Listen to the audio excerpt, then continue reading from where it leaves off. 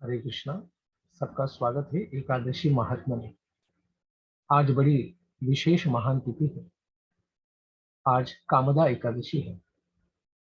अपने समय और स्थान के अनुसार पंचांग या फिर एकादशी ऐप में आप देख सकते हैं कि आपके क्षेत्र में आज एकादशी है या कल। इसको देखकर ही एकादशी का व्रत रखिए। हर प्रकार के अन्न और अन्न से बने हुए तेल से बचे, उनसे बचे हुए बने हुए दालों से भी बचे। और एकादशी के दिन निराहार रहें, निर्जल रहें तो अति विशेष है। अगर नहीं रह सकते तो जल के साथ, दूध के साथ और फल के साथ उपवास कर सकते हैं, लेकिन किसी भी प्रकार के अन्न को, बीज को न खाएं, क्योंकि पाप पुरुष एकादशी के दिन अन्न में ही होता है। तो उस प्रकार का अन्न खाने वाला व्यक्ति सारे पापों का आश्रय बन जाता है। आइए श्रवण करते हैं कामदा एकादशी का दिव्य महात्म्य। कामदायिनी सा कामदा, सारे आध्यात्मिक और भौतिक इच्छाओं को पूर्ण करने वाली, देने वाली एकादशी ही कामदा एकादशी कही जाती है। इसका महात्म्य श्रवण करते हैं। युधिष्ठिर महाराज ने पूछा भगवान श्री कृष्ण से, वासुदेव, आपको नमस्कार है। कृपया आप बताइए कि चैत्र शुक्ल पक्ष में किस नाम की एकादशी होती है, उसका क्या महत्व है और किस प्रकार से इसका व्रत करना चाहिए। भगवान श्री कृष्ण बोले, राजन, एकाग्र चित्त होकर यह पुरातन कथा सुनो, जिसे वशिष्ठ जी ने राजा दिलीप के लिए बताई थी। उसके पूछने पर वशिष्ठ जी बोले, राजन, चैत्र शुक्ल पक्ष में कामदा नाम की एकादशी होती है। वह अत्यंत पुण्यमयी है। पाप रूपी ईंधन के लिए तो वह दावानल अग्नि की समान ही है। जैसे दावानल सारे वृक्षों को और जंगलों को जलाकर भस्म कर देता है और उसके अंदर छुपे हुए सर्प, कीटक आदि सर्व जीव जंतुओं का नाश कर देता है, उसी प्रकार से यह दिव्य व्रत भी हृदय में सारे पापों से जनित, पूर्व जन्मों के पापों से जनित जो दुख है, पीड़ाएं हैं, संकट है, उन सब का नाश कर देती है। प्राचीन काल की बात है। नागपुर नाम का एक सुंदर नगर था, जहां सोने के महल बने हुए थे। उस नगर में पुंडरीक आदि महाभयंकर नाग निवास करते थे। पुंडरीक नाम का नाग उन दिनों वहां ही राज्य करता था। गंधर्व, किन्नर और अप्सराएं भी उस नगरी का सेवन करती थी। वहां एक श्रेष्ठ अप्सरा थी जिसका नाम ललिता था। उसके साथ ललित नाम वाला एक गंधर्व भी था। वे दोनों पति पत्नी के रूप में ही रहते थे। दोनों ही परस्पर काम से पीड़ित रहा करते थे।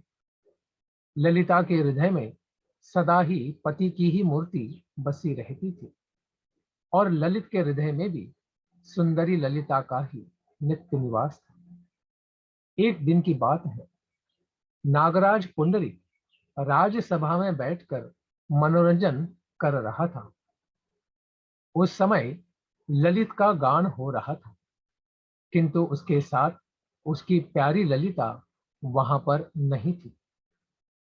गाते गाते उस ललिता का उसे सहसा स्मरण हो आया। अतः उसके पैरों की गति रुक सी गई और जीभ भी लड़खड़ाने लगी। नागों में श्रेष्ठ कर्कोटक को ललित के मन का संताप ज्ञात हो गया। अतः उसने राजा पुंडरीक को उसके पैरों की गति रुकने और गायन में त्रुटि होने की बात बता दी।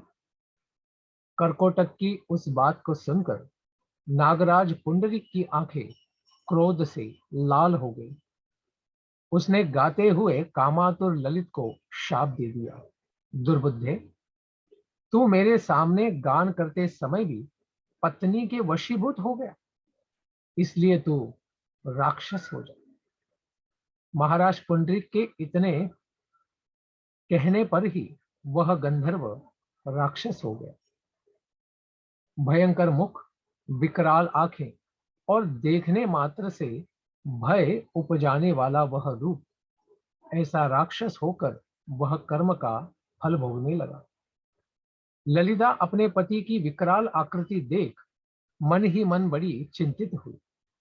भारी दुख से वह कष्ट पाने लगी और सोचने लगी, मैं क्या करूं, मैं कहां जाऊं, मेरे पति को मैं पाप से कैसे मुक्त कर सकती हूं, वे तो बड़े ही कष्ट पा रहे हैं। वह रोती हुई सी घने जंगलों में पति के पीछे पीछे घूमने लगी। वन में उसे एक सुंदर आश्रय दिखाई दिया। वह एक आश्रम था जहां एक मुनि शांत वृत्ति में बैठे हुए थे। किसी भी प्राणी के साथ उनका कोई वैर विरोध नहीं था। ललिता शीघ्रता के साथ ही वहां पर गई और मुनिवर को प्रणाम करके उनके सामने खड़ी हो गई।